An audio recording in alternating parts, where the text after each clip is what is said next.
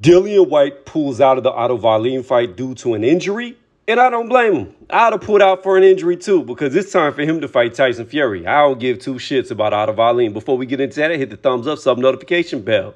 Now let's get into the video. Check this out. I want y'all to listen to what Mauricio Sulaiman said about Povetkin when he beat Dillian Whyte, because this is going to sum it up all right here. See, people like to go back in time, and they don't go all the way back in time to where originally, the interim champion was the mandatory.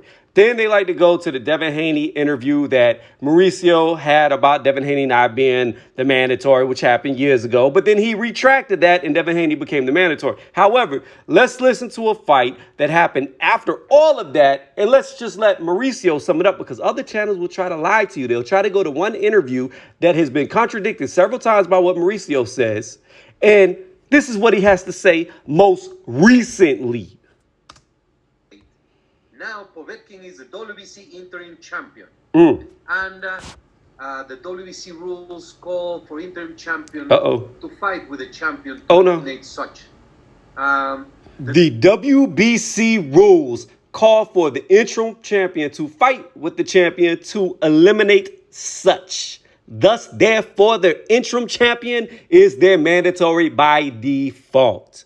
I know there's a channel out there that's disingenuous, that doesn't want you to believe that. But that's what Mauricio has said on multiple occasions.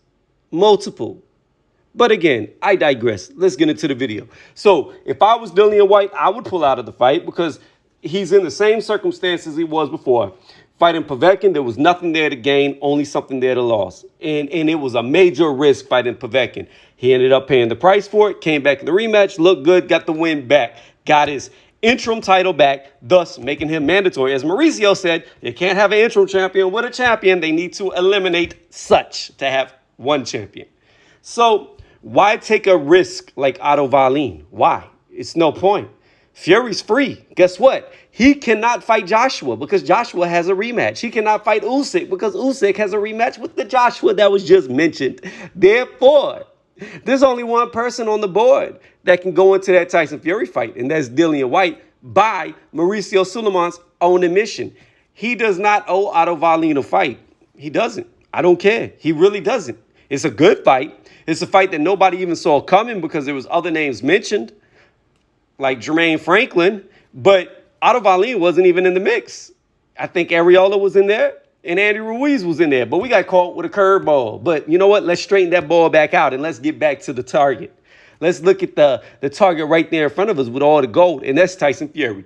That's what Dillian Whyte should do. I would not fight Otto Wallin. I would go ahead, pull up all the tapes like I just did, and take it to court if Mauricio Sulaiman doesn't want to go with his 30 days to make a fight with AJ/Usyk, or fight the mandatory, which is Dillian Whyte, the interim champion by Mauricio Sulaiman's own admission. So Dillian Whyte, you stay injured till you get your fight with Tyson Fury. That's how I see it. Let me know what y'all think. I like it because, again, I will say this.